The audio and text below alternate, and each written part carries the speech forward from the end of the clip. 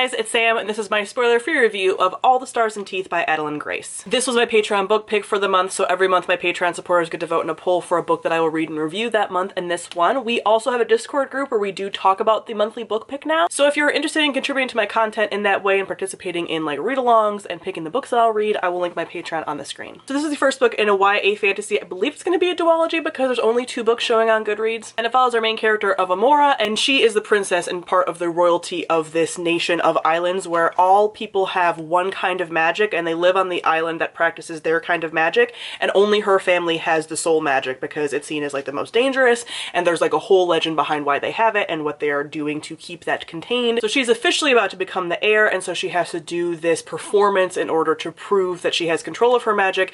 Things understandably go awry and everything kind of goes from there. So this was a book that when I went into it, I thought that it was going to be like fairly predictable, and just I thought that I knew what this was going to be about, and I ended up being really surprised by how much I enjoyed this book. First, I'm gonna talk about the world building. This is an island nation with a lot of different kinds of magic, and I find the world building in here to be so lush in a way that was just like very noticeable to me. Like the descriptions of clothing and the magics and like food and stuff, mostly like clothing, and just like the environment around them is so interesting because that's not something that I always pick up on or notice, but I felt like I could really picture everything in here, and it is this like ocean island theme. So there's a lot of like just very like pretty iridescence and scales and bones and things from these different like island nations, which I found really interesting. I also found the magic system to be more than I thought it originally was going to be. Like I said, all of the different islands have different kinds of magic,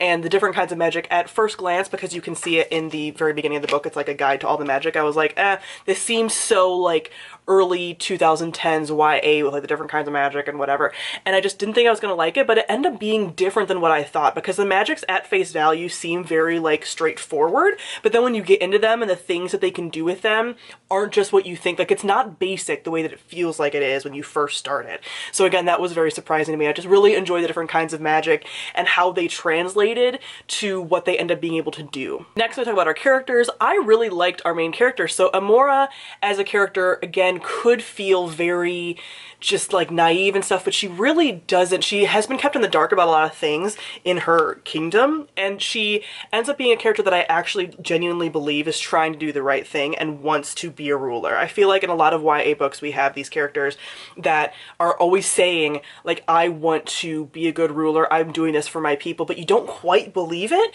but her actions really do show that that is what she is trying to do and that she would like legitimately be a good ruler. We also have some side characters that I really enjoyed. She does end up coming into contact with a pirate, which even him as a character, I was like, oh, he's just gonna be like this snarky pirate, and he does have that to him, but their dynamic is so interesting and fun because they have that banteriness to them, but they also like start forming more of a, you know, romantic bond, and even that is like very mature and grounded for a story about teenagers. Like it does definitely feel, it still feels like they're teenagers, but like instead of having a lot of the miscommunication or them keeping each other in the dark all the time, they do kind of like talk more through their shit, and I find that to be really fun and a nice breath of fresh air from like a lot of stories that just throw these teenagers into like really complicated situations and where they're like not talking whatever and just showing like kind of really toxic behavior. And in here they like really did work through a lot of what the problems were, which made them really fun to watch. We also have some other side characters of like her childhood best friend who is like mildly in love with her, who could go a certain way but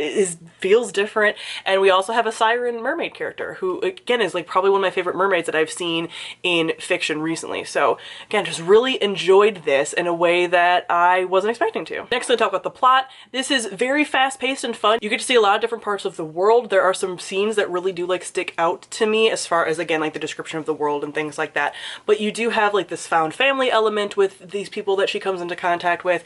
You have a lot of exploration of like what it means to rule and sort of like a history of a royal family and like what the implications of your ancestors' actions are and things like that. So I found that really fun, and every time I sat down to read this I kept wanting to read it, so I ended up really enjoying this. For a book that I thought was going to be like a 3-star or less, I end up giving this 4 to 4.5 stars honestly, because as I'm sitting here reviewing it, like I really don't have a bad thing to say about it. I feel like at times it is more simple than like an adult version of this book would be, but it's YA, it's written in a certain way, and that's fine. It's not a bad way or anything. I'm not quite giving it 5 stars because I do reserve my 5 stars for books that like get into my feelings, like, and I didn't really quite have that. I mean, 5 stars for me are like a whole other level. This will still be probably one of my favorite books that I've read this year, but that doesn't necessarily mean it has to be 5 stars for me to have really enjoyed it. So I'm looking forward to the rest of this duology. I think this will be a duology that I'll continue because, as I've mentioned before, sometimes with these kinds of like fun YA series, like I forget too much of the story to want to continue by the time the next book comes out, but I think that I will remember enough about this and it will be stuck in my brain a little bit more that I will want to finish this when the next book comes out. I think it's next year, but I don't remember. But this, I think, will be a really fun duology, and I recommend you guys pick it up. I haven't seen a lot of people talk about this, I think because probably a lot of people were like me and were like, I think I know what this is going to be, and it's a little bit more unexpected than that. I'm not saying that it has twists and turns plot-wise, but it gave me more than I thought it was going to. So I would say 4.5 stars now that I've done this review. So comment down below and let me know what you thought of All the Stars and Teeth. Thank you all for watching, and I'll see all of you guys soon. Bye.